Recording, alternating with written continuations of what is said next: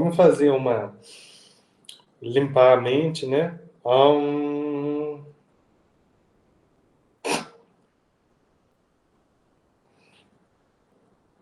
Eu fazia...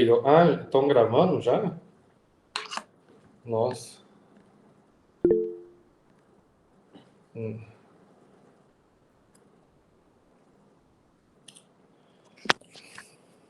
Não sabia.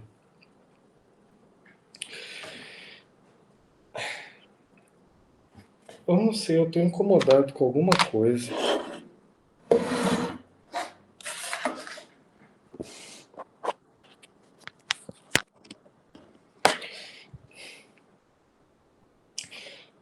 Alguém consegue avisar no grupo, por favor, que eu vou começar? Essa monitoria, ela é um pouco mais... Estão me ouvindo e vendo, belezinha, né? Essa monitoria, ela é um pouco maior, porque renal é a matéria mais complicada da fisiologia. Mas antes queria ouvir aí de vocês como que tá o terceiro período. Estão gostando? Tá de boa? Tem as matérias mais fáceis.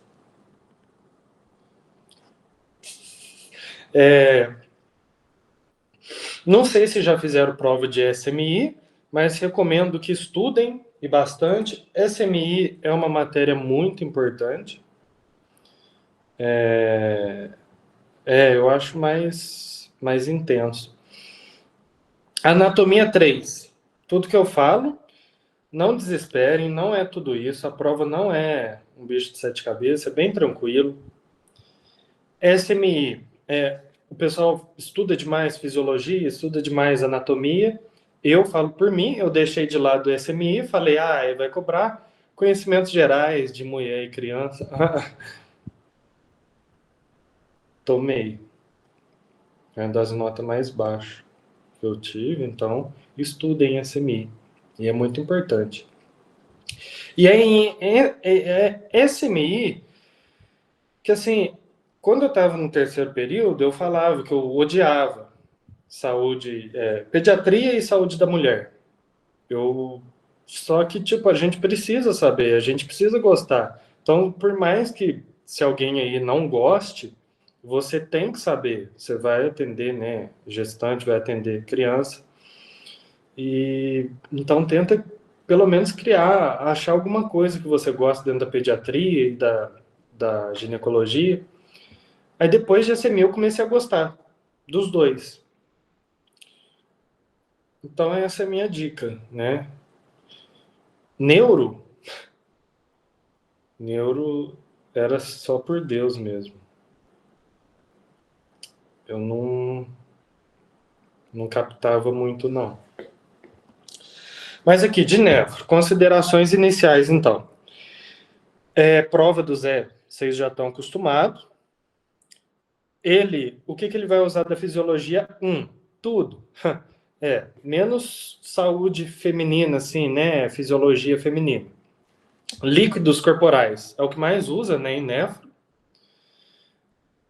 PA igual DC vezes RPT, PF, KF, todos esses termos. Eu vou dar uma repassada aqui.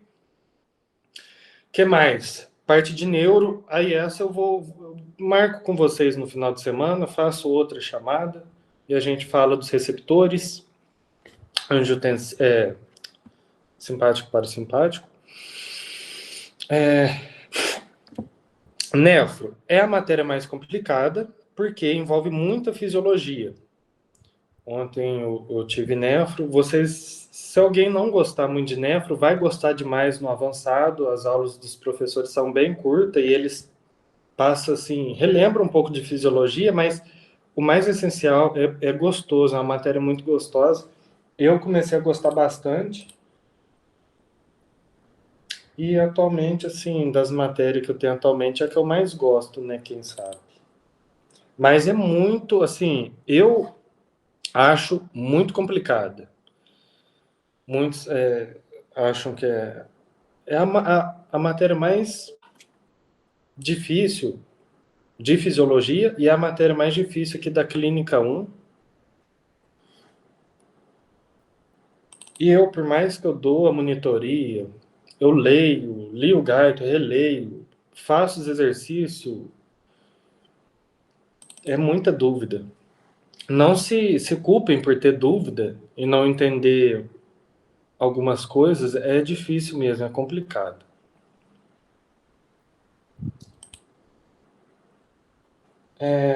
Eu não tive tempo, aliás, ontem assim eu peguei, eu editei algumas coisas aqui, li um pouco, só que eu não tive um tempo hoje de relembrar o que está nos slides, então eu vou... A sequência, assim, que eu falo.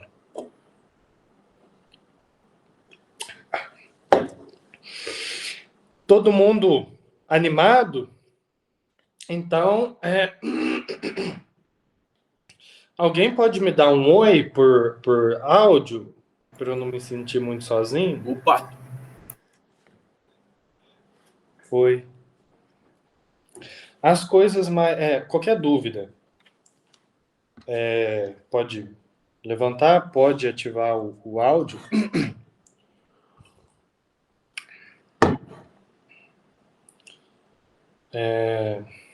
Então, vamos lá. Algumas coisas eu vou só passar por cima para não gastar muito tempo. Rim, a divisão do sistema urinário e do rim. Sistema urinário, 2 rins, 2 ureteres, uma bexiga, uma uretra. Então, pode haver problemas no trajeto inteiro. E eu coloquei aqui para lembrar que a micção ela é controlada pelo parasimpático e quem inerva a bexiga não é o nervo vago. Ele faz muito essa pegadinha. São os nervos erigentes ou sacrais. Isso ele cobrou para 47. Ele pediu assim, qual que é a função do vago na bexiga? Aí tinha uma lá, não exerce efeito nenhum. Era essa. E a divisão, rim filtrador, o rim endócrino, lembrar da eritropoetina.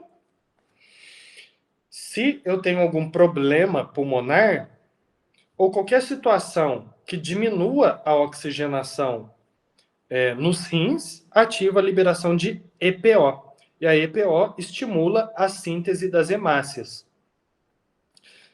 Se ele perguntar alguma coisa de EPO, vamos relembrar qual que é o efeito, porque para ele não basta a síntese de hemácia, né?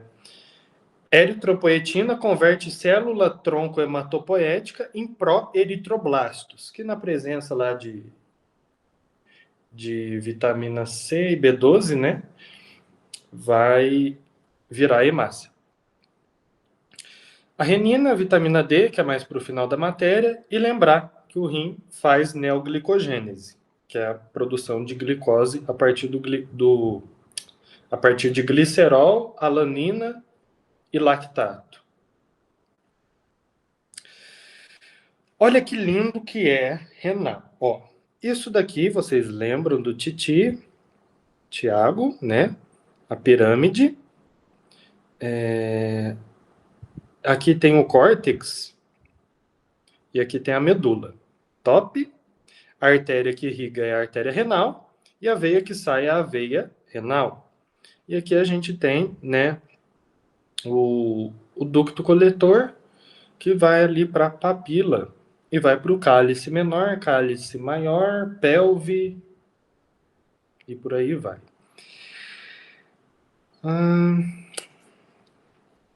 Aqui eu coloquei só por desencargo de consciência, né, que ele passa. Chega a artéria renal, isso daqui, ó, é região córtico-medular. O que seria isso? Essa parte aqui, ó, em que a gente tem a artéria e veia arqueada. Perfeito? Bem fácil. Chega pela artéria renal. Lembrem-se, sempre o maior é o lobo. E sempre um lobo, independente do órgão, é dividido em lóbulos. Então, chega a artéria renal, a primeira é interlobar, entre os lobos. Na região córtico-medular tem a arqueada e no córtex tem a artéria interlobular, que chega na arteríola aferente que chega no capilar glomerular, do capilar glomerular para a arteríola eferente e da eferente para o capilar peritubular, que volta aqui, né, para o sistema circulatório. O néfron, então, tem a cápsula de Bowman, o túbulo contorcido proximal, alça de Henle descendente e ascendente, o contorcido distal, os túbulos coletores e os ductos coletores. O que é aquele rodapé que o Zé adora pôr? Um rim tem 1 milhão de néfrons, mas apenas 250 mil ductos coletores. Isso significa que um ducto coletor recebe a urina de 4 mil néfrons. Aí agora aí que tá, ó, o pulo do gato. Quando o Zé pedir em qual parte do néfron tem a maior quantidade de creatinina, qual parte dessas todas? É só você pensar que a creatinina, fisiologicamente, ela é quase que 100% excretada, por isso que ela é utilizada. Ela não é 100% excretada, mas vamos colocar assim. Então a creatinina é a que mais é excretada. Se ela é a que mais excretada, é a que mais vai estar no final. E o ducto coletor, ele recebe a urina de 4 mil néfrons. Então são 4 mil néfrons mandando creatinina para o ducto coletor. Perfeito? E tem essa divisão do néfron cortical, que a alça de Henle fica mais aqui, ó, no córtex, e a justa medular. A porcentagem, a maioria é cortical e a minoria é justa medular. É esse tipo de informação que eu vejo ele colocando naquelas de afirmativo. Top, bem inicial. Aqui é para anatomia do glomérulo, mas acho que tem outro slide. Não, esse daqui tá bonito. Isso aqui é só uma curiosidade. Vocês vão ouvir muito falar, né? Pielonefrite e glomerulonefrite. Pielonefrite é infecção e inflamação da pelve renal. Infecção do trato urinário alta. Glomerulonefrite é inflamação do glomérulo, sem infecção.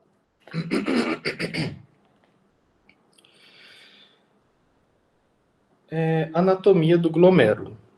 O glomérulo, ele é um capilar. Capilar é composto por camada de endotélio e ao redor membrana basal. Só que aqui no glomérulo, ele tem os podócitos, que ajudam a estabilizar essa estrutura. Perfeito? Isso daqui eu vou... já vou só dar uma pincelada. Aqui é a cápsula de Bowman e aqui é o túbulo contorcido proximal. Só que o néfron, ele não é aquela imagem típica que a gente vê, né, na biologia, assim, na escola. Na verdade, o túbulo distal, ele fica bem próximo aqui da cápsula de Bowman. Isso daqui é o túbulo distal. E o túbulo distal, ele fica em contato com a arteríola aferente e eferente. Isso daqui junto é chamado do aparelho justaglomerular. E as células do tubo contorcido distal, que fica em contato com as arteríolas, é chamado de mácula densa. E essas células detectam as variações aqui de pressão, né, nessas arteríolas e estimula, né, uma resposta. Mas isso eu vou falar mais para frente. Então, a composição do glomérulo, endotélio fenestrado, membrana basal e podócitos. Se o glomérulo... Vamos pensar na hipertensão arterial. O sangue está chegando com altas pressões no glomérulo. O glomérulo é um capilar e ele é todo irregular. Então, quando chega com alta pressão... Eu estou travando? Não. Quando chega com alta pressão, lesa, machuca o endotélio. E como a camada externa do endotélio é a membrana basal, rica em matriz extracelular lá da Jéssica, rica naqueles componentes, vai haver uma proliferação de fibroblasto e tecido fibroso. Então, aqui, ó, hipertensão arterial. Lesão endotelial estimula a fibrose da membrana basal. E se acontece uma fibrose da membrana basal, diminui o coeficiente de filtração e diminui a filtração. Filtração glomerular é a pressão efetiva de filtração vezes o KF. Isso daqui é o que ele adora colocar em questão aberta. Qual que é o mecanismo no paciente hipertenso que protege? O aumento da pressão arterial, o paciente está com hipertensão, esse aumento da pressão arterial só vai ser transmitido para o glomérulo quando vencer o reflexo miogênico. E o que é esse reflexo miogênico? O estiramento da arteríola aferente, se aumentou a pressão aqui, estirou, abre canal de cálcio. E entra cálcio, o cálcio causa vasoconstrição da aferente. Ou seja, aumentou pressão, aumentou o estiramento da aferente, abriu o canal de cálcio, vasoconstrição da aferente, diminui a transmissão da pressão arterial para a pressão glomerular. Perfeito? Tá tudo bem? Então, eu não estou travando? Eu estou travando?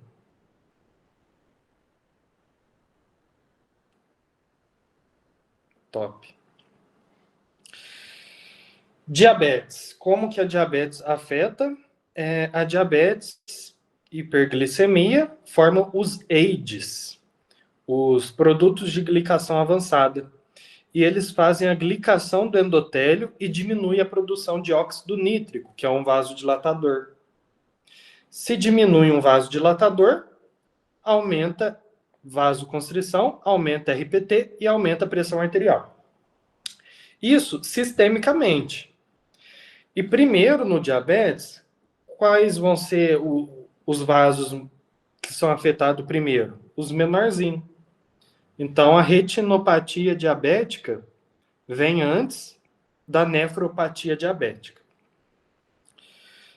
Então, os AIDS, se falar diabetes, pensa primeiro em AIDS. AIDS diminui o óxido nítrico, vasoconstrição de quem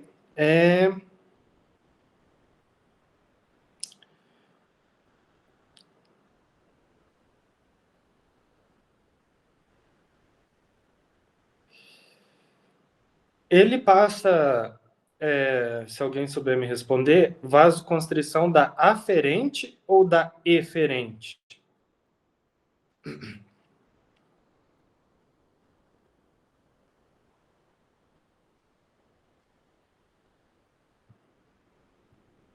Se alguém tiver o material. É porque eu perguntei isso para o meu professor, o de nefro. Ontem ele tinha falado que isso acontece na eferente. Só que eu acho que o Zé ele passa na aferente. Aí eu fico meio pá de, né?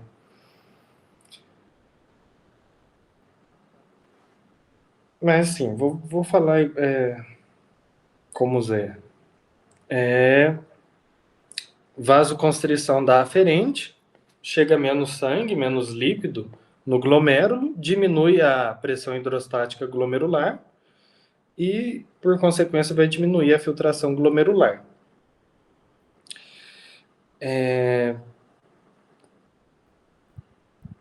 Eu até escrevi aqui, foi a resposta dele para mim, eu pus aqui.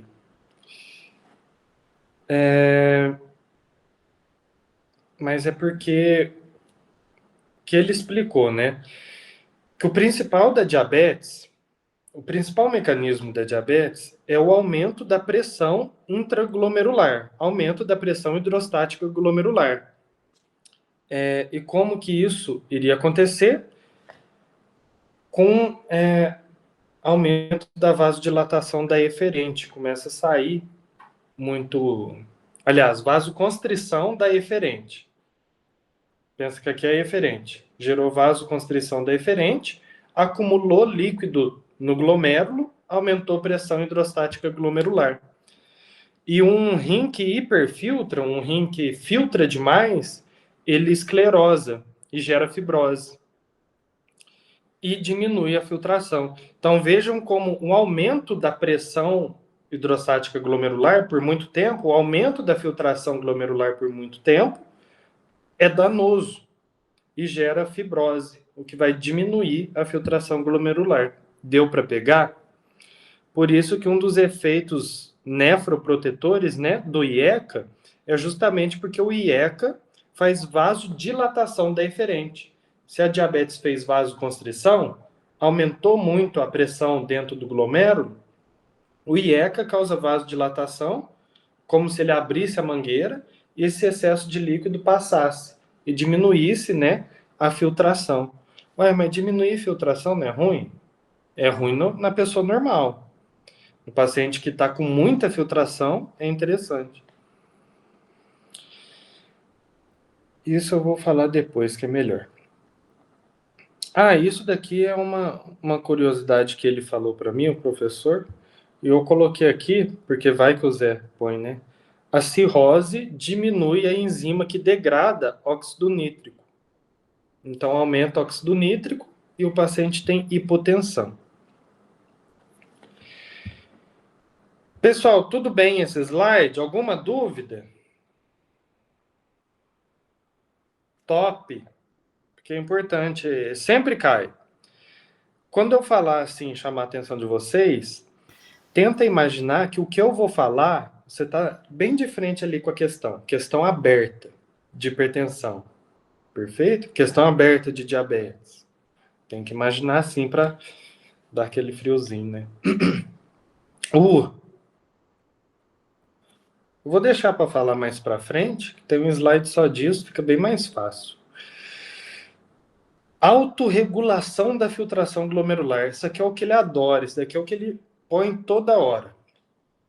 Composição do aparelho justaglomerular. Túbulo distal. As células do túbulo distal detectam, né, a presença de oxigênio que chega no rim pela aferente e estimula a produção de EPO. O túbulo distal também, só que a parte chamada mácula densa são as células do túbulo distal em contato com a arteríola. Produzem prostaglandina e adenosina. E as arteríolas produzem renina, células justaglomerulares. O que é importante a gente saber da mácula densa? A mácula densa, agora, atenção. A mácula densa, aqui o túbulo distal reabsorve, ou seja, pega o sódio que está dentro do néfron e manda para o capilar peritubular. O túbulo distal reabsorve sódio por transporte ativo, quebra de ATP. Quando quebra ATP, adenosina trifosfato, vira ADP, depois vira AMP, não importa. Gastou ATP para reabsorver sódio, formou adenosina. Adenosina inibe renina. Top? Pensa aqui por enquanto. Renina aumenta a pressão. Pensa assim. Então, repetir o raciocínio. As células do túbulo distal reabsorvem sódio, ou seja, pega sódio do néfron e manda para a corrente sanguínea, através de gasto de ATP. Quando gasta o ATP para reabsorver sódio, forma adenosina. A adenosina inibe a renina. Por quê? Porque o organismo é muito inteligente. Ele entende. Se eu acabei de reabsorver sódio, eu não preciso de aumentar ainda mais sódio através do sistema renina. Então, reabsorção de sódio inibe liberação de renina. Entenderam? Alguma dúvida dessa parte? Querem que eu repita? A hora é agora.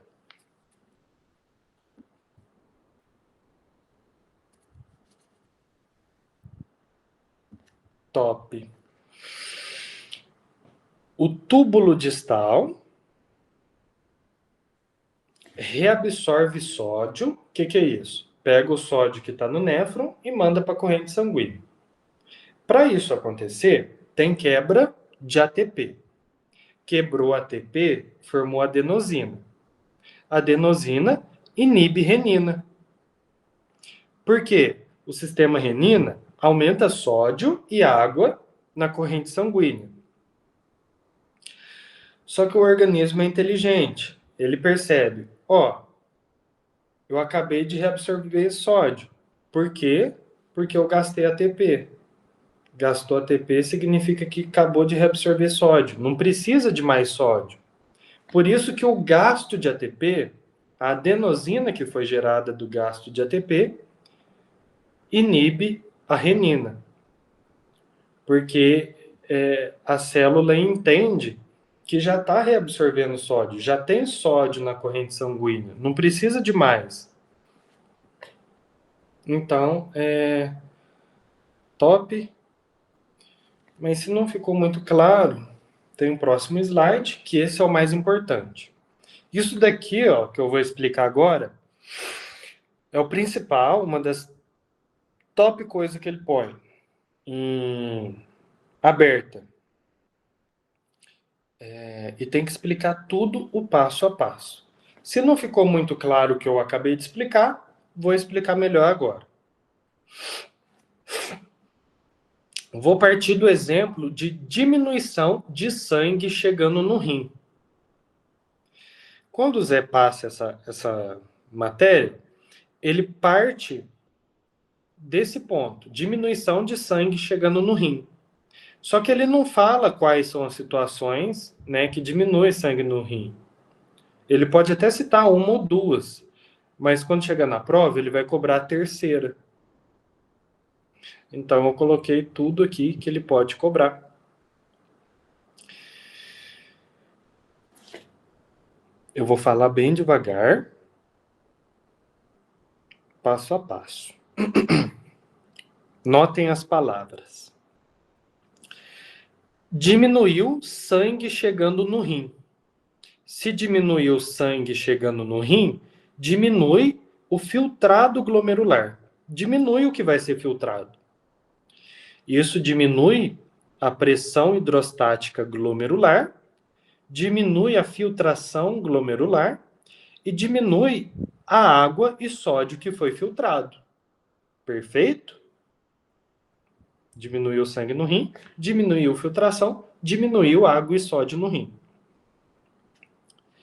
Se diminuir o sódio dentro do néfron, vai diminuir sódio na mácula densa, que fica lá no túbulo distal. Se diminui sódio na mácula densa, lembra o que eu acabei de explicar, vai diminuir a reabsorção de sódio. Se essa célula não está reabsorvendo sódio, ela não está gastando ATP. Então, ela não está formando adenosina. Então, não tem adenosina para inibir a renina. Isso faz com que a renina seja liberada. Vamos de novo. Diminuir o sódio chegando no rim, no néfron. Diminuir o sódio na mácula densa. Diminuiu a reabsorção de sódio. Conservou o ATP. Não formou adenosina. Renina vai ser liberada. A renina ativa o sistema renina-angiotensina-aldosterona-DH. E aqui, não sei se o Zé já deu a aula de sistema renina-angiotensina, é uma aula só disso. Mas eu coloquei os principais efeitos. A angiotensina 2 causa vasoconstrição da eferente. Fecha, não é fecha, né? Aperta, comprime. Pensa fecha, para ficar mais fácil. Fecha a mangueirinha que o líquido sai do glomérulo. Então, acumula líquido no glomérulo e aumenta a filtração glomerular. Para quê? Isso é um mecanismo compensatório. Se diminuir o sódio na mácula densa, o organismo pensa, nossa, estou com pouca água e pouco sódio na corrente sanguínea. Estou com diminuição de volemia. O que preciso fazer? Aumentar a volemia. E como que o rim detecta isso? Pelo aumento da filtração glomerular. Então, a renina é liberada, ativa o sistema renina-angiotensina. Angiotensina 2, vasoconstrição da eferente, acumula líquido dentro. Vasodilatação da aferente, chega mais líquido ainda. Vasoconstrição periférica, ativa liberação de aldosterona. Principal fator que aumenta a aldosterona é a angiotensina 2 e hipercalemia, mas aqui é a angiotensina 2. A aldosterona retém água, retém sódio, excreta K e H+, e ativa liberação de ADH. O ADH retém água e gera vasoconstrição periférica, o mais potente vasoconstritor humano, né? Vasoconstrição de tudo, menos das coronárias. Perfeito? Não sei porque eu escrevi isso aqui de novo.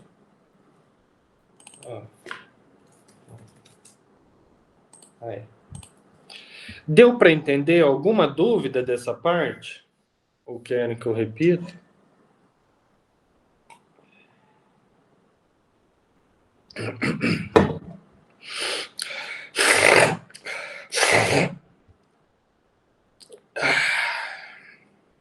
Ô, Lucas, Ah, não tinha uma prostaglandina aí no meio que estimulava para liberar a renina? cara, eu acho que tem sim. Mas eu não.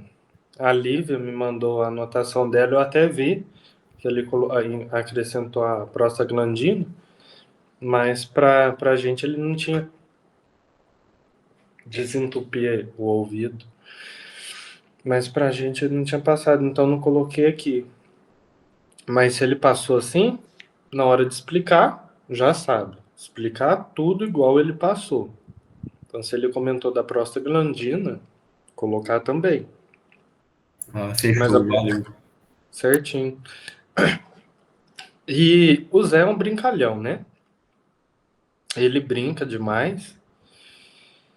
Então ele vai fazer uma questão que aqui está a resposta do que eu perguntei ontem no grupo. Qual que é a relação da cirrose com sistema renina-angiotensina? Na verdade, eu errei a pergunta, não era essa. Aí o Xandin, monitor da Anatomia 3, ele me falou. Ele mandou, aliás. Ele perguntou, como que está a retenção de sódio no paciente com cirrose? Plau. O povo saiu desorientado da prova. Mas assim, tem gente que colocou que a cirrose vai diminuir a angiotensinogênio, vai reduzir o sistema renina-angiotensina. Ele considerou um pouquinho, mas não era o principal. Você tinha que pensar. É uma questão muito boa. Assim, na hora da prova, passar isso na cabeça, muito difícil. Muito difícil. Questão aberta é difícil por causa disso, né? Se você não tiver um empurrãozinho, não vai. Mas o que você tinha que pensar? Você tinha que conseguir correlacionar cirrose com rim.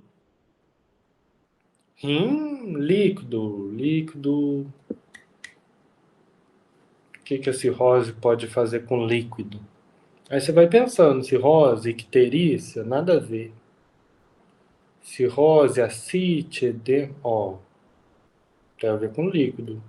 Ascite, edema. O que é edema? Aumento de líquido no interstício, né? Então significa que diminuiu líquido dentro do vaso, o que vai diminuir sangue chegando no rim. E por que acontece o edema no paciente com cirrose? Além, assim, da hipertensão portal é a hipoproteinemia. Então, o que o Zé queria?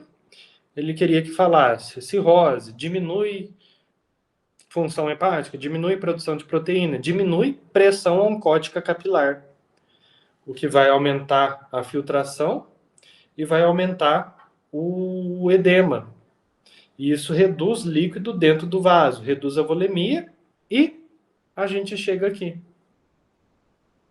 E o resto do raciocínio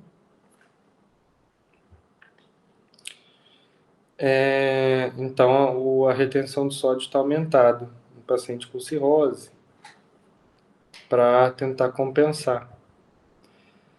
Outra situação que diminui sangue chegando no rim: diminuição da pressão arterial, desidratação, por exemplo, hemorragia, trauma, queimado, desidratação, estenose de artéria renal, seja por, sei lá, má formação, seja por compressão extrínseca, né? Não sei, algum tumor,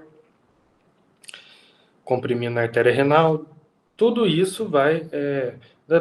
se eu não me engano, a principal causa de hipertensão na criancinha é a estenose de artéria renal, eu acho. Isso é o tipo de coisa que pode cair em pediatria. Cirrose, insuficiência cardíaca, igual vocês viram no primeiro período.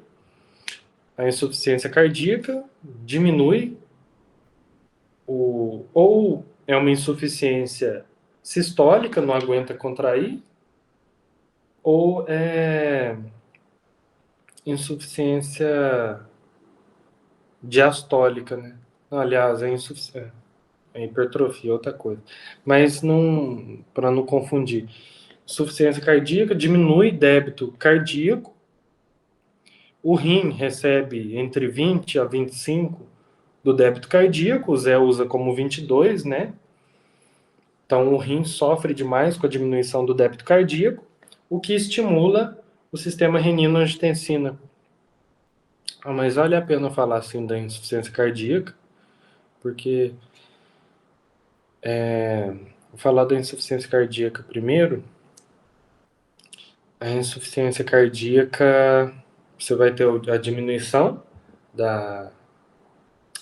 do débito cardíaco, o rim recebe 22% de débito cardíaco, então diminui sangue no rim, você já sabe todo o processo, isso acarreta em aumento do sistema renina-angiotensina. Então, paciente com insuficiência cardíaca vai ter aumento do sistema renina-angiotensina. Angiotensina 2 aumenta a vasoconstrição e aumenta a reabsorção de sódio e água. Só que é um mecanismo compensatório burro, muito burro, que no início da insuficiência cardíaca consegue manter fisiologicamente. Só que conforme avança a insuficiência cardíaca, esse mecanismo se torna muito burro e ele se torna um mecanismo que perpetua a insuficiência cardíaca. Porque imagina, o rim está recebendo menos sangue, menos oxigênio, não é porque está faltando líquido, é porque a bomba, o coração, não está aguentando bombear. Então, se chega menos sangue no rim, aumenta a angiotensina 2, aumenta a vasoconstrição e aumenta líquido no corpo, o que vai congestionar ainda mais o coração. E ele vai precisar fazer mais força ainda para vencer essa RPT, vencer essa vasoconstrição. E ele vai falir mais ainda. Deu para pegar? Insuficiência cardíaca, diminui débito cardíaco, diminui sangue no rim, tá tudo aqui o passo a passo para explicar na aberta. Libera angiotensina 2, angiotensina 2 causa vasoconstrição, aumento da RPT, e aumenta reabsorção de sódio e água, aumenta VS. Isso tudo vai congestionar o coração e perpetuar a doença. Deu para pegar? A cirrose diminui função hepática, diminui produção de proteína, diminui POC, pressão oncótica capilar, líquido sai do vaso e vai para o interstício, ou seja, a volemia do paciente diminui sangue chegando no rim. Tudo bem?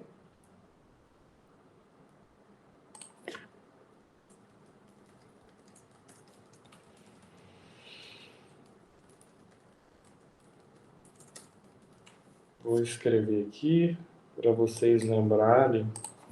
Esse aí diminui.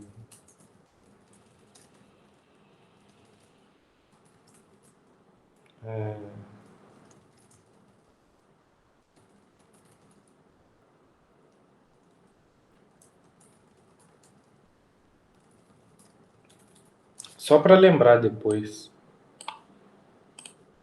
quando forem estudar. Tudo bem?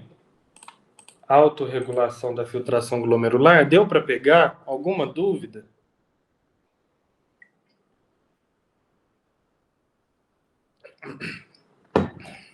Alguém quer que eu repita alguma coisa?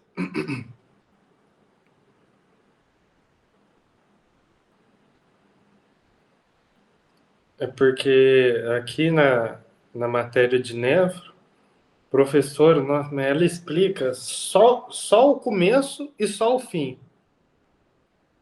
Aí até a gente entender porque, até lembrar, até pensar. Isso aqui é complicadinho mesmo. O negócio da nefro é pegar o fio da meada, né? Você tem que partir de um leva ao outro. Se você lembra o primeiro, tá bom demais. Aí você vai puxando. Nenhuma dúvida? Pode ir. Se alguém não tiver entendido ainda, vai ter o vídeo, né? Ou pode pedir para eu mandar áudio também. Filtração glomerular. Isso aqui eu adoro. Fluxo sanguíneo renal. Total de sangue que chega no rim é 20% do débito cardíaco. A continha que ele usa 22%. Num paciente de 70 quilos, o débito cardíaco é 5 litros, ele usa 22%, vai ser 1.100 ml por minuto. Eu não vou ficar falando essa continha aqui, não.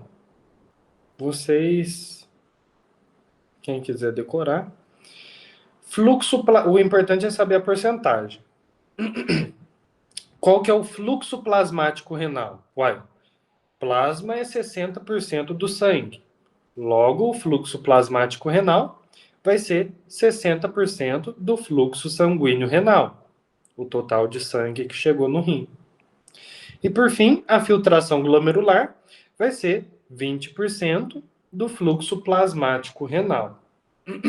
Perfeito? Para seguir esse raciocínio, é bem fácil isso aqui de decorar. Para seguir o raciocínio, só lembrar. O fluxo sanguíneo renal, total de sangue que chega no rim, é 20% do débito cardíaco. Aí, para lembrar o plasmático, é 60% disso. E o que é filtrado é 20% do plasmático. Fatores de filtrabilidade: peso molecular, tem que ser pequeno, até 70 mil gramas por mol, e carga elétrica negativa. Proteína é grande e negativa. E o endotélio, ele também é negativo, então tem essa repulsão, né?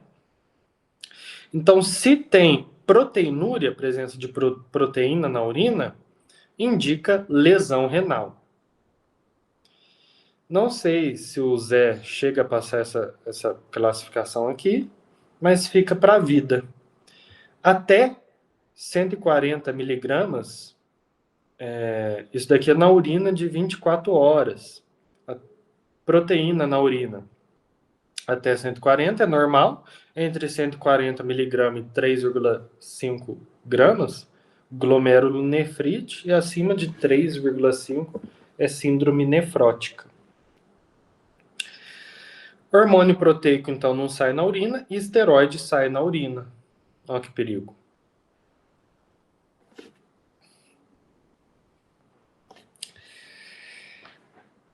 Top, perfeito.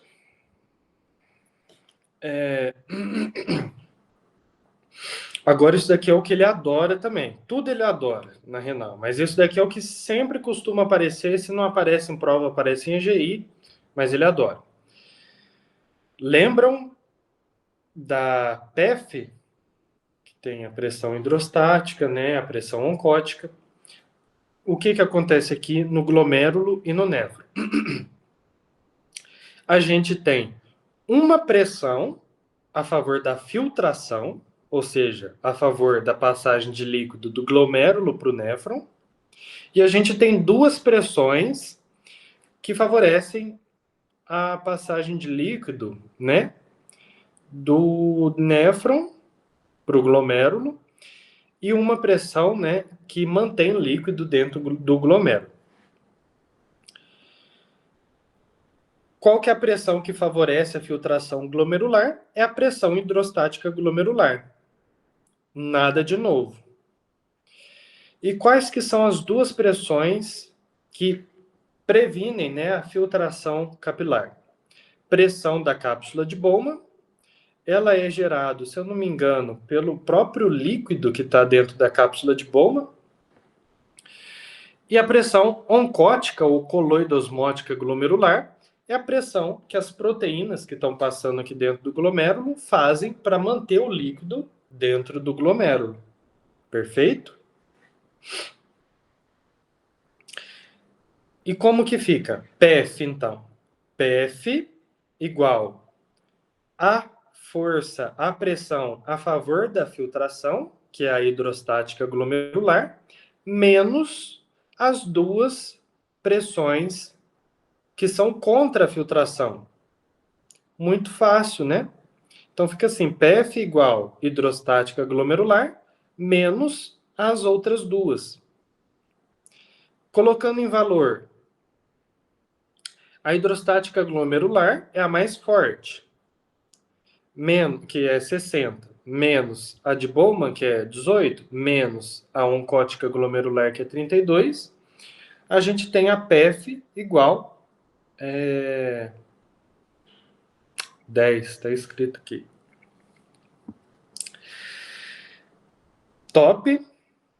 Vale a pena ter uma noção desses números, mas quando ele cobra a questão disso, ele geralmente ele fala: supondo que a pressão do paciente, hidrostática glomerular do paciente é 50, às vezes ele usa outro valor, mas ele fala. Top? E o que acontece? Às vezes ele pode perguntar: o que acontece com a PF se eu tiver um aumento da pressão da cápsula de Bowman? Ora bolas, a PF diminui.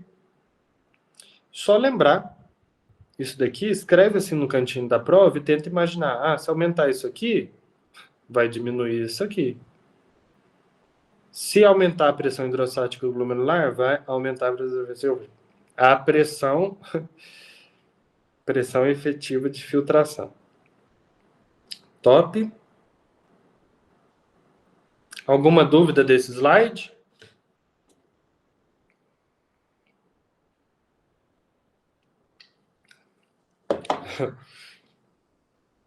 Cara, eu não sei se é de cansaço, porque eu tomei um pouquinho de pré-treino, tô tomando energético. Eu tô ficando meio com visão dupla, chama diplopia. Que estranho.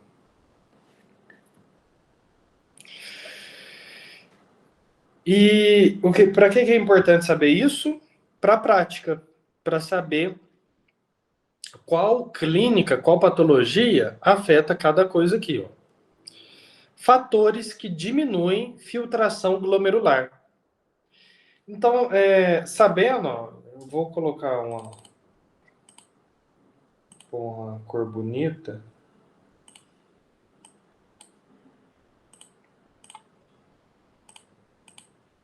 Eu gosto de laranja para nefro ou amarelo. Lembra xixi, né?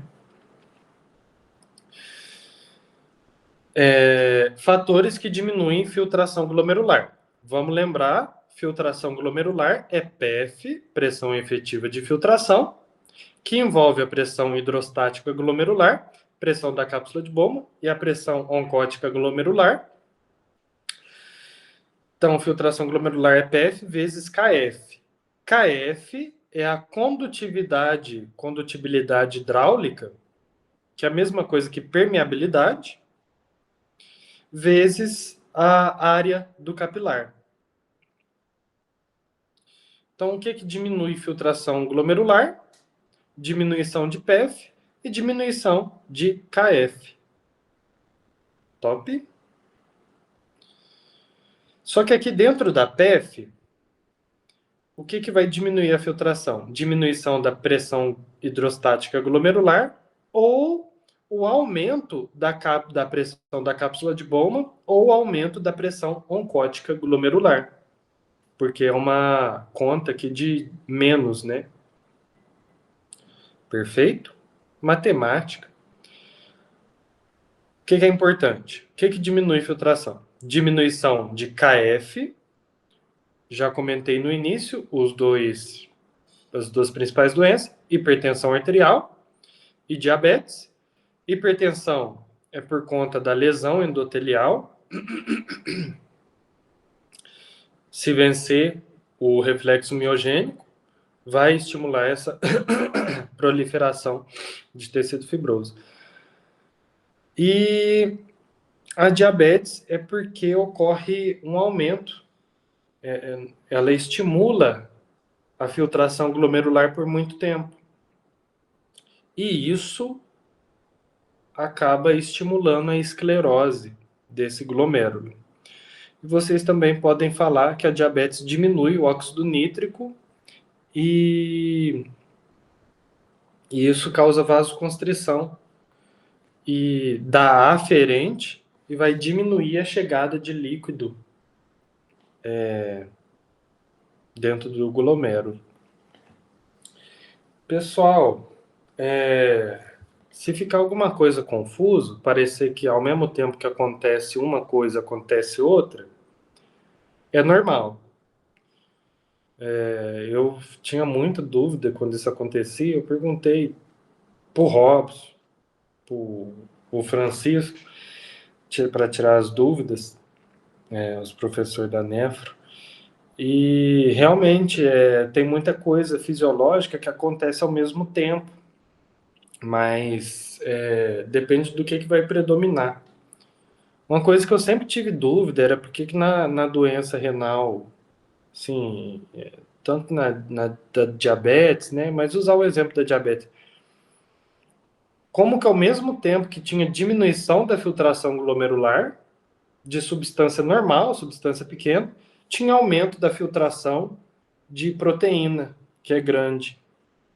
Aí eu perguntei pro professor e ele respondeu, mas ele respondeu que ele também não gosta muito dessa resposta que tem atualmente por estudo científico. Mas se começar a surgir essas dúvidas, é porque vocês estão no caminho certo. Aumento da pressão da cápsula de Bowman. A pressão da cápsula de Bowman, como eu disse, era de líquido que fica aqui dentro do néfron. Como que essa pressão aumenta? Se eu tiver alguma obstrução do trato urinário. Se for unilateral, pode ser por cálculo, pode ser por alguma compressão extrínseca. Isso é sacanagem. É bilateral. Se afetar os dois ureteres, lembrar da anatomia, vai ser por hiperplasia prostática, que a próstata comprime a uretra, isso no homem, o que vai gerar estase, né? Congestão dos dois ureteres, dos dois rins. E isso pode gerar acúmulo de urina no rim, que é a condição chamada de hidronefrose. De hidronefrose. O Zé sempre comenta, né? Se retirar um rim do paciente, o outro hipertrofia para dar conta. Aumento da pressão oncótica glomerular, ou porque diminuiu o fluxo sanguíneo, ou porque aumentou a proteína, é raro, ou por diminuição da pressão hidrostática glomerular. vasoconstrição da aferente ou vasodilatação da eferente, que eu acho que é os próximos slides. Tudo bem isso aqui? A Dora põe em aberta também. Eu tô com medo de eu estar explicando tudo isso aqui que ele sempre cobrou, que é o mais importante, e chegar na prova tá lá, paciente usou organo fosforado e tá com muito efeito parasimpático. Eu tô brincando, ele não vai fazer isso não.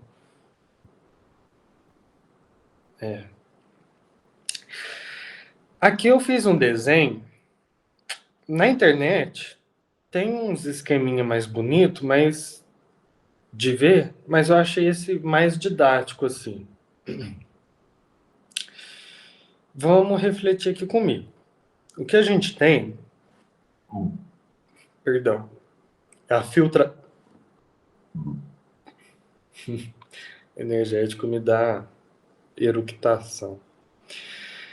Filtração, secreção e reabsorção. O que é isso? E aqui está todo o circuito renal. Ó. O sangue chega pela artéria renal. Aí tem lá a artéria interlobar, arqueada, interlobular e chega na arteríola aferente. Percebam que da arteríola aferente até a eferente tem o glomérulo. E o glomérulo, ele não é linear, ele é um enovelado. Então o líquido chega na aferente, entra aqui no glomérulo, passa um tempinho aqui, e esse líquido sofre filtração e entra no néfron. Esse mesmo líquido, ele sai aqui do glomérulo através da eferente. E ele atinge o capilar peritubular. O capilar peritubular é o capilar que está saindo da eferente para atingir a veia renal e voltar para a circulação. Ou seja, é no capilar peritubular que ocorre a secreção, ou seja, se chegou alguma coisa no capilar peritubular que precisa sair, agora é a hora. Já passou pelo glomérulo, pelo capilar glomerular. Agora chegou no capilar peritubular. Se tem que sair, a última chance dele é pela secreção. E se tiver algo que foi filtrado aqui no glomérulo, mas que precisa voltar para a corrente sanguínea, ele vai voltar no capilar peritubular através do processo de reabsorção. Tudo bem esses conceitos? Ele brinca muito com isso, mas isso daqui é o básico. Secreção, quando passa do capilar peritubular para o néfron. Reabsorção, quando passa do néfron para o capilar peritubular. Agora, qual que é um raciocínio bacana para vocês terem também? Antes do capilar glomerular, a gente tem a aferente. Ou seja, a arteríola aferente, ela fica antes dos dois capilares, tanto do capilar glomerular quanto do peritubular. Agora, a arteríola eferente, ela fica depois do capilar glomerular e antes do capilar peritubular. Entendam bem essa anatomia aqui. E agora a gente chega a um dos raciocínios mais importantes aqui, junto daquele da mácula densa. É o mesmo desenho, só mudei aqui a posição. Pode ficar tranquilo, vou bem devagar. Arteríola aferente. Vocês vão imaginar agora vasodilatação. Imagina como se fosse uma mangueirinha. Ó, a água aqui, ó. Aí ele chega no glomérulo, faz assim. Aí sai pela eferente, vem para cá. Imagina uma mangueira. Quando eu falar, a gente está pensando na aferente. Quando eu falar vasodilatação, é para vocês imaginarem como se eu estivesse largueando a mangueira aqui na fermenta. Então, se larguear a mangueira aqui, vai chegar mais líquido. Onde? Aqui, aqui, aqui. E se chegar mais líquido aqui no glomérulo, eu vou ter aumento da pressão hidrostática glomerular e vou ter aumento da filtração glomerular. Se aumentar líquido no capilar peritubular, eu vou aumentar a secreção tubular. E se eu aumento o líquido aqui no capilar peritubular, eu aumento o líquido chegando na veia renal. Ou seja, eu aumento o sangue voltando para a circulação e aumento o sangue voltando para o rim. Olha que lindo. Ou seja, eu estou aumentando tanto aqui no glomérulo, tanto a filtração glomerular, quanto a secreção tubular, quanto o fluxo sanguíneo renal. Ele pode chamar tanto de vasodilatação ou diminuição da resistência da arteríola aferente. E quem que faz isso?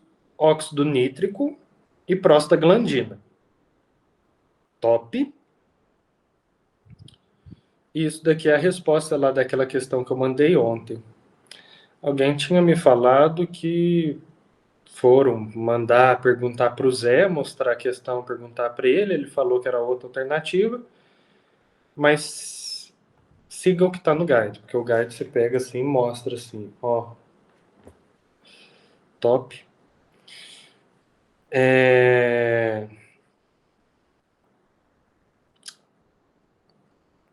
E agora a vasoconstrição. Se eu falei que largueou a mangueira, agora a mangueira vai diminuir o calibre. Ela vai ficar mais fininho. Ou seja, vai chegar menos líquido no glomérulo, vai diminuir a pressão hidrostática glomerular, vai diminuir a filtração glomerular. No capilar peritubular, vai diminuir a força de secreção tubular.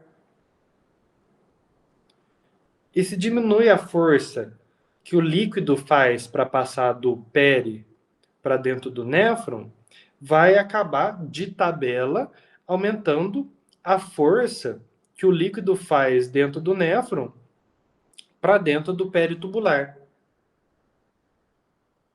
Pensa comigo, se diminuiu a resistência que o líquido está fazendo do capilar para o néfron, a força que o líquido está fazendo do néfron para o capilar vai vencer. Ou seja, se eu tiver vasoconstrição da aferente, vai diminuir tudo, mas vai aumentar a força de reabsorção tubular.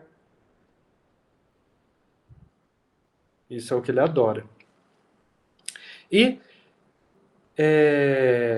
ou seja, vasoconstrição diminui pHg, diminui FG, diminui ST e aumenta RT. E diminui fluxo sanguíneo renal também. E quem faz vasoconstrição da aferente é o simpático. Lembra da fisiologia 1? Vasoconstrição sistêmica através do receptor. Alguém lembra?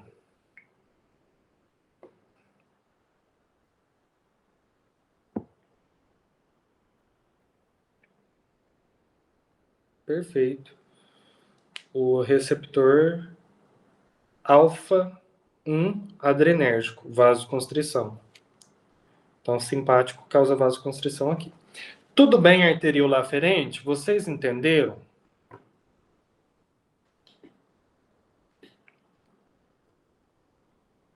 Opa! Arteríola eferente agora. Estamos aqui. Vamos lá. O líquido, estão imaginando na cabeça de você o líquido correndo aí. Se eu tenho uma vasodilatação, agora dá eferente. É como se eu estivesse abrindo a mangueira de saída do glomérulo. Então, o líquido que acabou de chegar aqui para ser filtrado já vai sair rapidinho. Ou seja, vasodilatação da eferente diminui a hidrostática glomerular e diminui a filtração glomerular. Mas, ao mesmo tempo, quando eu vasodilato a eferente, eu aumento a chegada de líquido no peritubular. Ou seja, eu aumento a secreção tubular, aumento, né, a pressão hidrostática do capilar peritubular, acho que eu não tinha falado esse nome, né? Aumenta a pressão hidrostática, aumenta a pressão hidrostática do capilar peritubular, o que aumenta a secreção tubular. E aumenta, né, o fluxo sanguíneo renal. Perfeito? Vasodilatou a eferente, diminuiu o que acontece no glomérulo, aumentou o que acontece no peritubular, a secreção tubular. E quem que causa vasodilatação da eferente? Opa.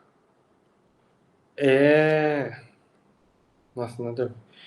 Quem causa vasodilatação? Eu devia ter explicado a vasoconstrição. Inibidor de ECA. Por quê? Vamos imaginar agora a vasoconstrição. Agora, imagina que eu diminuí o calibre da eferente. Ela ficou fininha. Eu apertei essa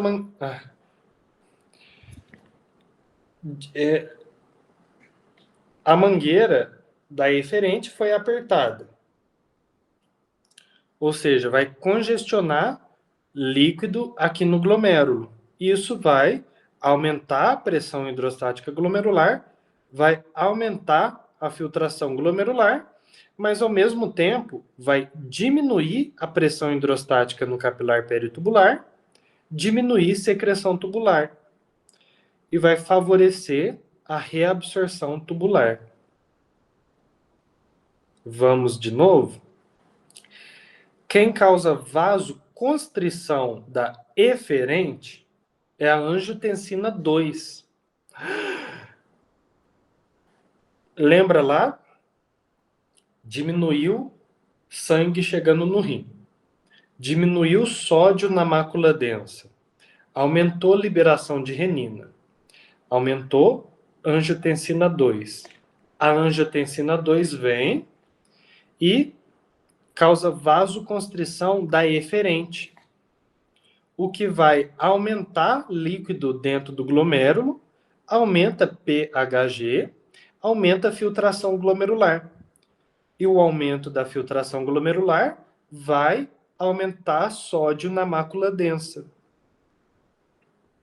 Feedback negativo. Isso. Perfeito.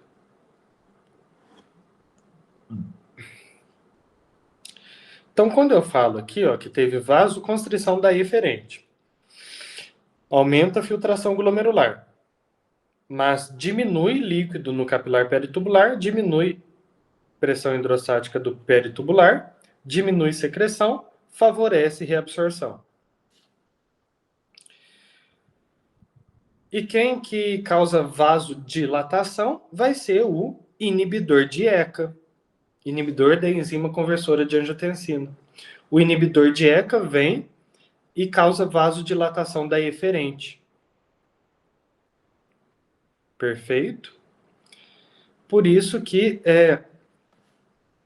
o inibidor de ECA, não sei se o Zé comentou, mas vocês vão ver muito ainda no curso, em semiologia terapêutica, ele é um fármaco nefroprotetor.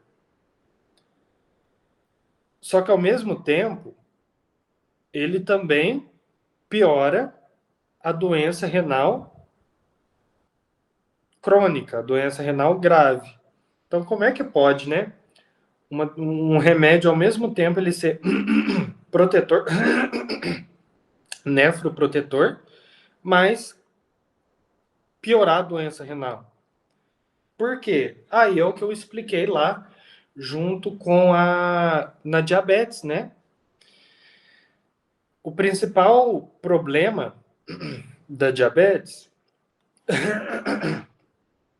é o aumento da filtração glomerular. Isso no início da doença, isso no início da lesão renal pela diabetes.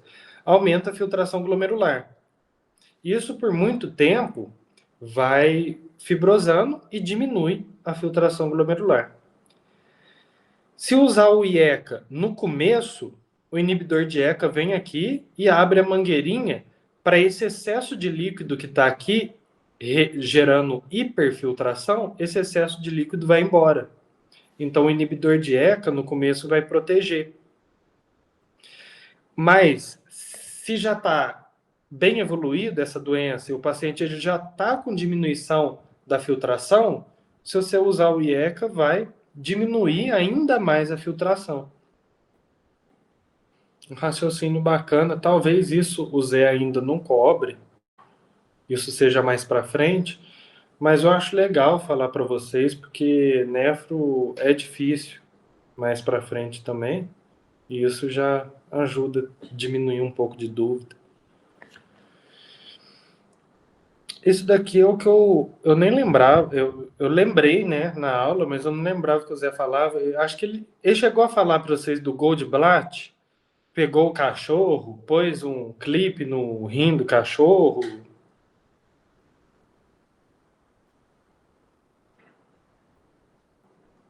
Ele não citou, não, do cachorro? Ele sempre fala desse bendito cachorro. Mas eu coloquei aqui, então, fica aí para curiosidade. Se alguém quiser ver e tiver dúvida, pode me mandar mensagem. Rim excretor. Ah, é essa parte. Deixa eu ver que horas são. Credo, já passou 1 hora. Mas agora é um pouco mais rápido. O Zé ele já deu aula de angiotensina. Para saber a aula de angiotensina, ele já falou da degradação da angiotensina 2.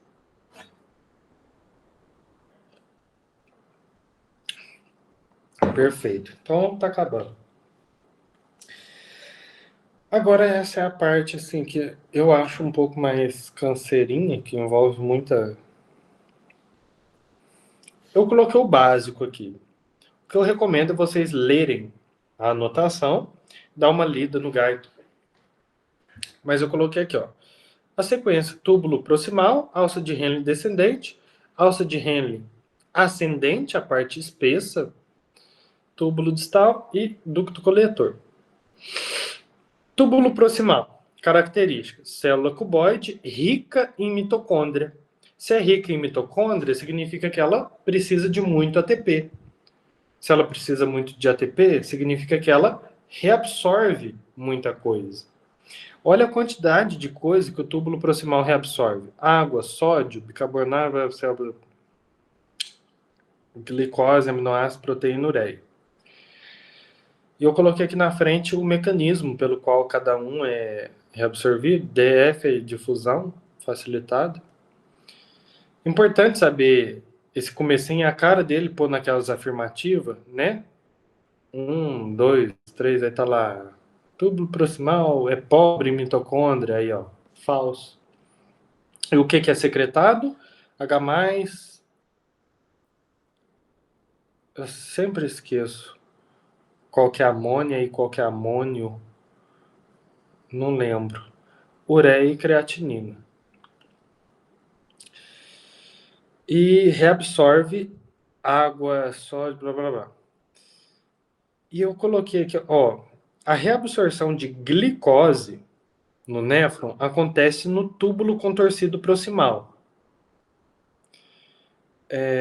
Então, o inibidor de SGLT2, ele atua no túbulo contorcido proximal. E o diurético que atua no proximal é os inibidores da anidrase carbônica, que eu vou falar mais para frente. Mas o que é importante aqui mesmo, para falar aqui?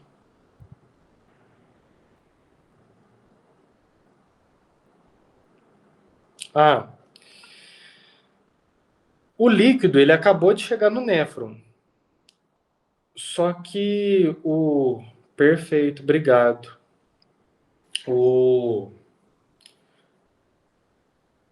Logo quando o filtrado glomerular chega no néfron, a maior quantidade de água já é reabsorvida, porque o plasma não pode secar, né? Acho que o Zé até usa esse termo. Então, a maior quantidade de água ela já é reabsorvida logo no túbulo contorcido proximal. E ao mesmo tempo que no túbulo contorcido proximal reabsorve água, ou seja, tira a água dali, excreta muito soluto. Então, o líquido fica hipertônico aqui. Aí ele chega na alça de Henle descendente. Já são células escamosas com pouca mitocôndria e sem transporte ativo. O que vai ser secretado aqui? Vai ser colocado no néfron sódio, cloreto e ureia. E o que vai ser reabsorvido? Água. Então vai ficar mais concentrado ainda. Mas quando chega na alça de Henle ascendente espessa, essa região ela é impermeável à água, ou seja, não entra nem sai. E se o líquido chega na ascendente espessa hipertônico e a ascendente espessa é impermeável à água, ocorre reabsorção do soluto, ocorre reabsorção de sódio, potássio e cloreto.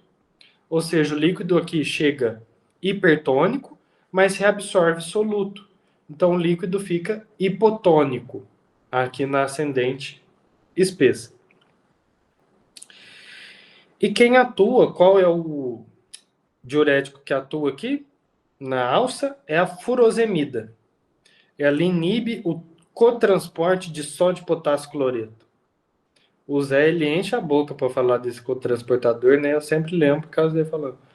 O cotransporte de sódio, potássio e cloreto. Eu falo até com a intensidade boa. É legal ouvir ele falando isso. Então, o líquido chega no túbulo contorcido distal hipotônico. O túbulo contorcido distal, ele tem células principais, células intercaladas, e o túbulo contorcido distal, ele sofre ação da aldosterona e ADH. E o que a aldosterona faz? Secreta, ou seja, manda para ser excretado o potássio e o H+, e a aldosterona ela reabsorve água, sódio e cloreto.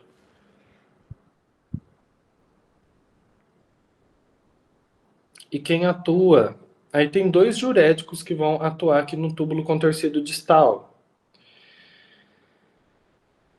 A hidroclorotiazida, que vai inibir o cotransporte de sódio e cloreto. E a espironolactona. Só que a espironolactona ela atua, né, inibindo a aldosterona, o efeito da aldosterona aqui no túbulo. Perfeito? É muito importante vocês terem decorado isso para o resto da vida. Qual diurético atua em qual parte? E por fim, o ducto coletor. Ele está sob a ação do ADH. Ele secreta H+, e ele reabsorve água e ureia na presença de ADH. O que é importante vocês saberem aqui? Ó? Prestem muita atenção no raciocínio agora. Prestando atenção. Imagine que aqui está o capilar peritubular. O que é reabsorvido está saindo aqui do néfron e vindo para o capilar. Ah, isso eu não falei, mas é muito importante. Capilar peritubular tem o sentido contracorrente do néfron. O líquido do néfron está vindo para cá, o capilar peritubular está vindo para cá. Então, aqui, ó, no ducto coletor, na ação do ADH, foi reabsorvido ureia.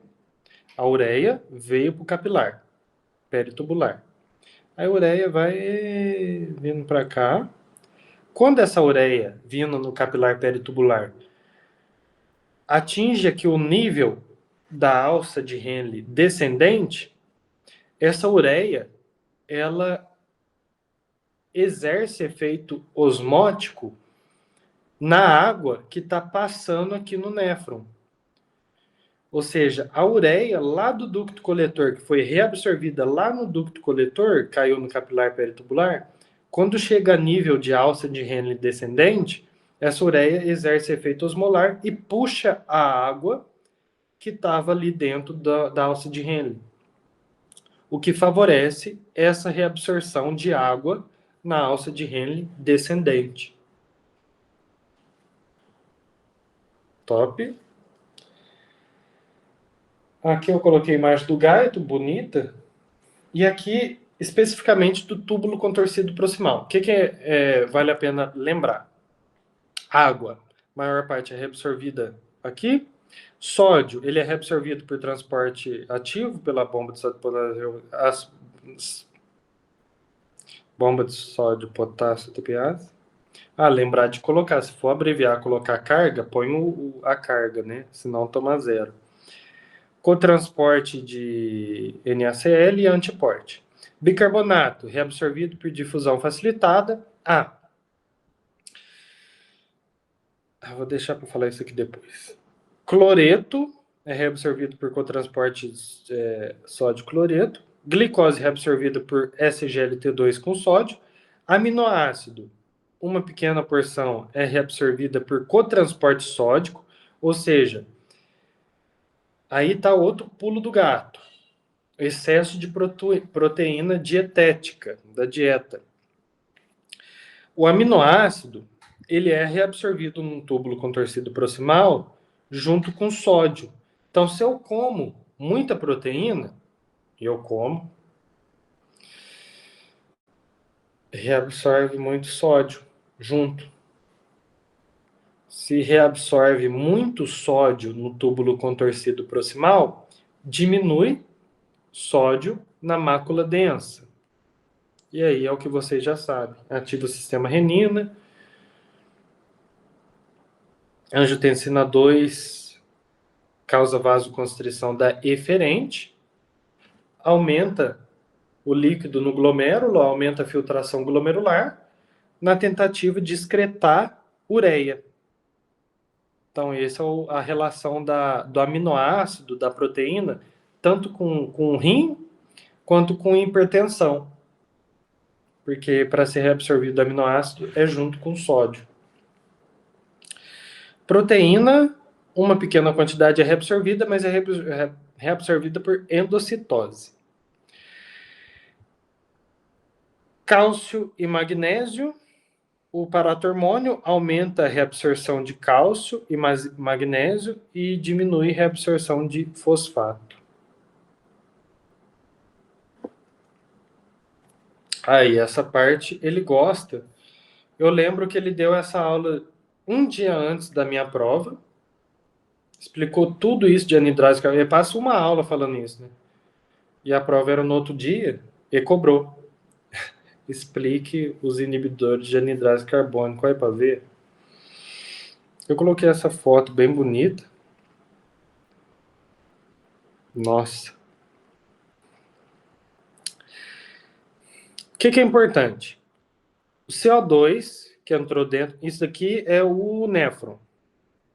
Isso daqui é a célula do néfron e aqui está o capilar peritubular.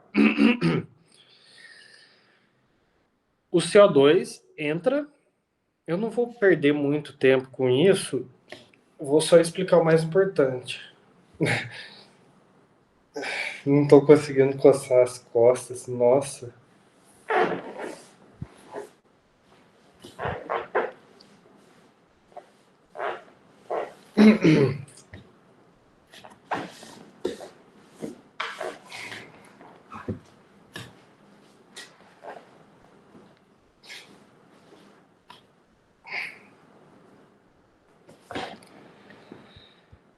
Entrou CO2 na célula. Juntou com... O que é isso? Entrou CO2 na célula, juntou com água. Isso, através da enzima anidrase carbônica, vira... O Zé ele fala, né, ácido carbônico, mas ele é muito instável e logo ele vira bicarbonato mais H+. Esse bicarbonato ele vai ser reabsorvido por difusão facilitada e esse H+, que foi formado, pela absorção de CO2 aqui, esse H+, ele vai ser trocado através da proteína trocadora. Essa proteína trocadora, ela tira esse H+, e põe o sódio. Ou seja, a formação de H+ dentro dessa célula favorece reabsorção de sódio. Por isso que existem os diuréticos, como a acetalosamida.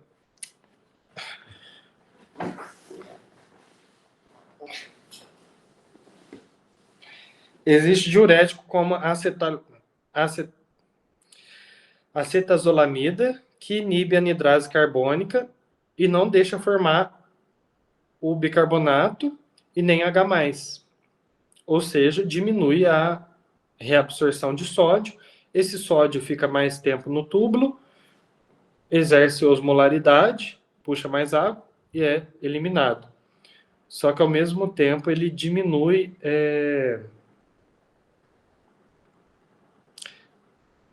a formação de H+ e gera alcalose. Como é que é? Agora eu me confundi todo, esse tanto de coisa escrita aqui. Mas acho que está aqui.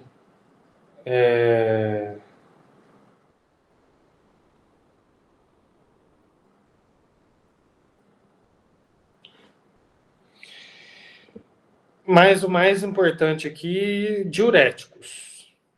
Primeiro, inibidores da anidrase. A acetazolamida atua no túbulo proximal, inibe a anidrase carbônica, inibe formação de bicarbonato e H+, não ocorre troca, sódio permanece no túbulo.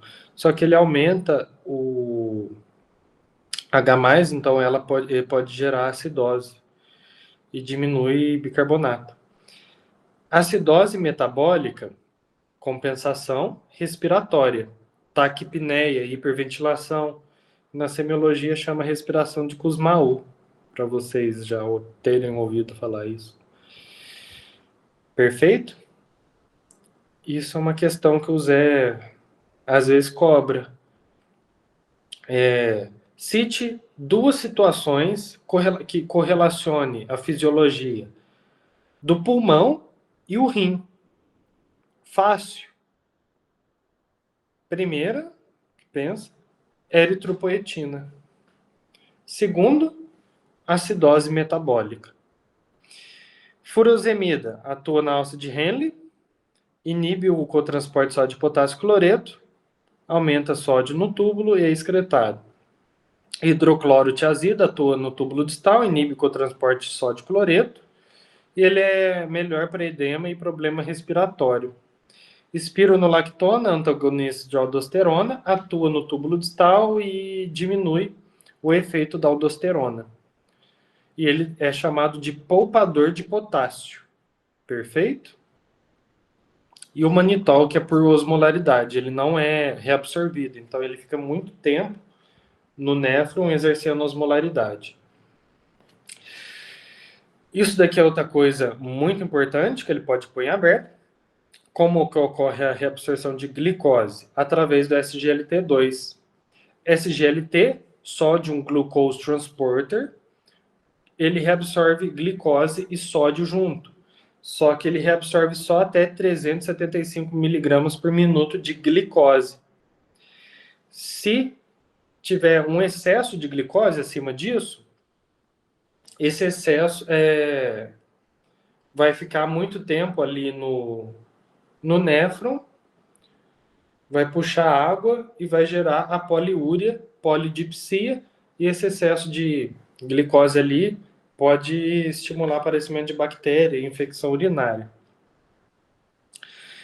Mas quanto mais glicose reabsorve, mais sódio reabsorve. Então, diabetes, excesso de sódio, de glicose reabsorvida, excesso de sódio reabsorvido. Se reabsorve muito sódio no proximal, diminui sódio na mácula, o que ativa a liberação de renina, sistema renina-angiotensina, e aumenta a pressão arterial.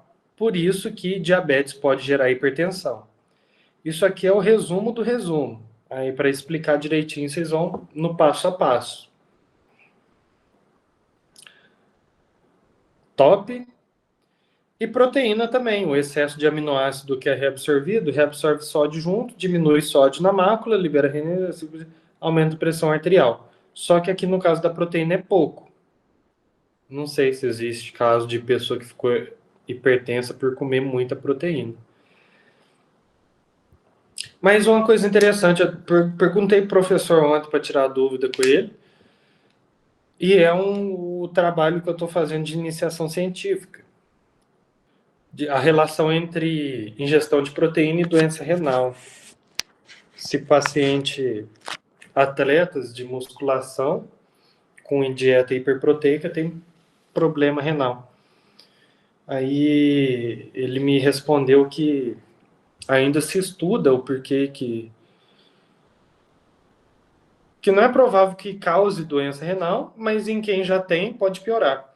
Porque excesso de proteína, dieta hiperproteica, aumenta a pressão hidrostática glomerular e aumenta a filtração glomerular. E tudo que aumenta muito a filtração glomerular pode causar esclerose. Eu tô fudido.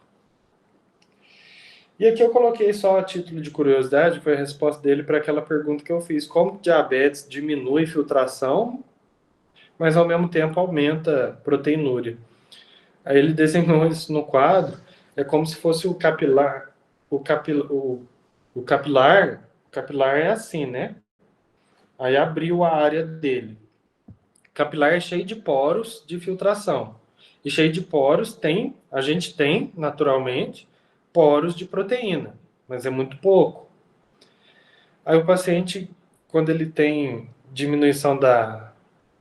tem fibrose, vai diminuir a área de absorção, né, de filtração.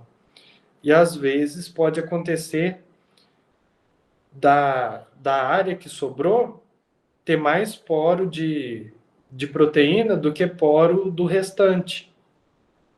Entenderam? E para finalizar, a aldosterona. Tá finalizando, viu? Opa, dúvida? Ô, Lucas, lá no diabetes, a gente tem poliúria, né? Aí, tipo, acontece por causa do excesso de glicose nos túbulos, ou por causa do sódio, ou por causa dos dois? O quê? A poliúria na diabetes acontece por causa do excesso de glicose, por causa do sódio, ou por causa dos dois? Excesso de glicose. Tá, obrigada. Aldosterona. Ama. O homem é louco. Louco por causa de aldosterona. E potássio. Duas coisas que ele é louco.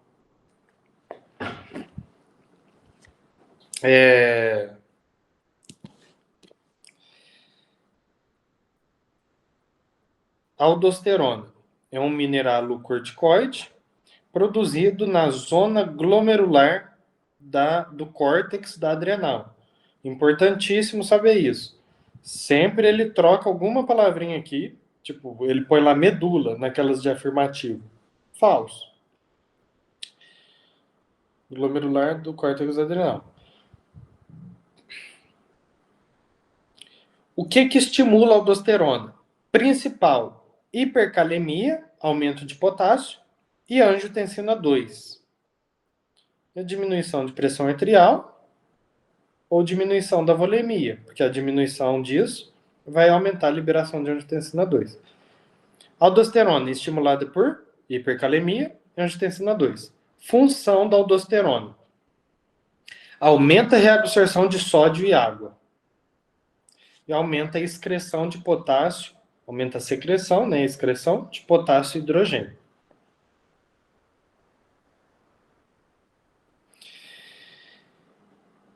E olha o que é interessante, sempre tem questão fechada, aquelas mais difíceis, porque a gente às vezes não pensa nisso sozinho. O aumento de aldosterona diminui liberação de renina, por feedback negativo. O sistema não é sistema, renina, angiotensina, aldosterona, DH. Então, você aumenta a aldosterona, diminui renina, feedback negativo. E a aldosterona, ao mesmo tempo que ele aumenta a secreção de potássio, ele aumenta potássio intracelular. Às vezes o Zé põe isso também. Ele diminui a calemia, diminui potássio no sangue, por duas formas, aumentando a excreção e aumentando a internalização desse potássio. Escape de aldosterona, mecanismo compensatório, porque a aldosterona aumenta a reabsorção de sódio e água, aumenta a VS, aumenta a DC, aumenta a PA, e isso estimula o aumento da excreção urinária de sódio. E agora as duas clínicas, a síndrome de Kohn... Ué, eu só copiei e colei.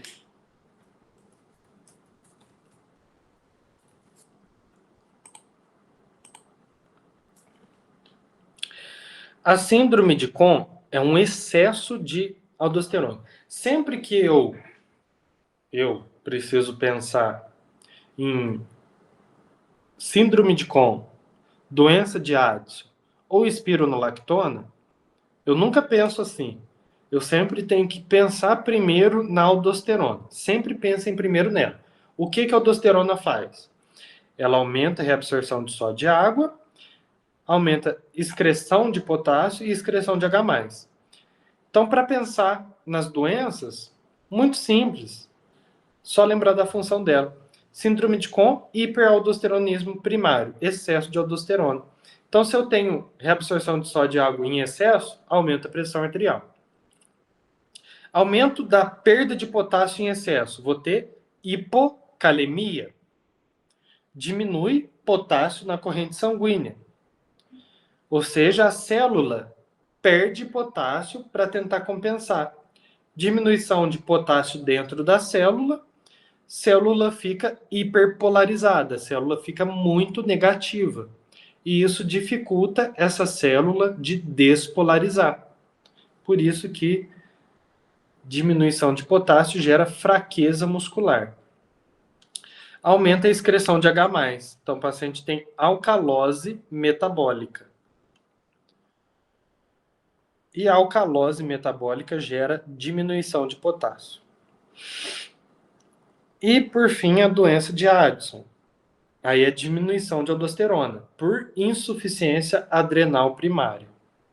Então, vai diminuir a reabsorção de sódio e água, o paciente tem diminuição de pressão arterial, vai diminuir a excreção de potássio, então vai acumular potássio. Potássio alto mata, guardem isso, é perigoso, é urgente, mata excesso de potássio.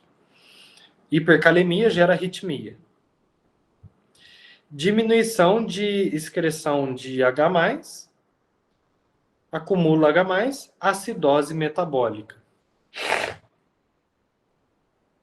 Perfeito? Ou um pouco mais rápido para ninguém morrer. E aqui tem essa tabelinha, ele sempre põe... Mas se tiver alguma dúvida, me pare. Mas se tiver... eu tô ficando meio louco. Sobre potássio, fatores que regulam potássio. Fatores que aumentam o potássio dentro da célula e diminuem fora.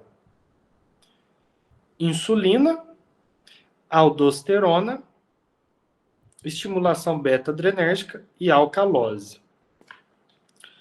Eu não lembro agora ainda, mas não vou lembrar direitinho o mecanismo aqui.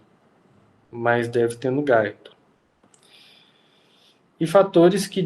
Se isso daqui aumenta potássio intra e diminui extra, a deficiência, o inverso disso aqui, vai gerar o contrário, né?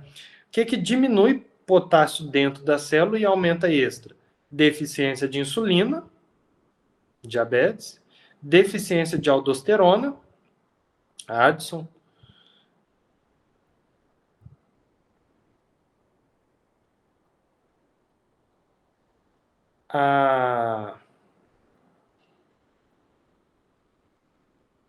Eu não sei como que a aldosterona manda mais potássio para dentro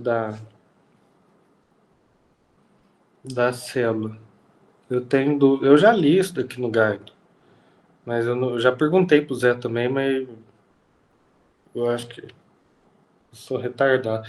Eu, eu, eu acho isso daqui complicado de entender. Eu não entendi. Nossa, a professora Yara, a professora de nefro, nossa, a mulher fera. Eu chego assim, tudo que eu tô com dúvida, assim, eu tenho acumulado. Eu vou lá e pergunto de renal para ela. Pergunto e esqueço depois, mas tá bom. O que eu perguntei para ela foi como que a alcalose gera hipocalemia. Aí eu fiz esse desenho aqui do lado. Ela é fera. Eu perguntei, como que acontece isso? Nossa, eu não entendo. Ela falou, é muito fácil, veja bem. Ela foi lá no quadro, desenhou, explicou. É top. Mas decorem. Olha lá, ó. Normal. Sai 3 sódio, entra 2 potássio, pela bomba de sódio e potássio.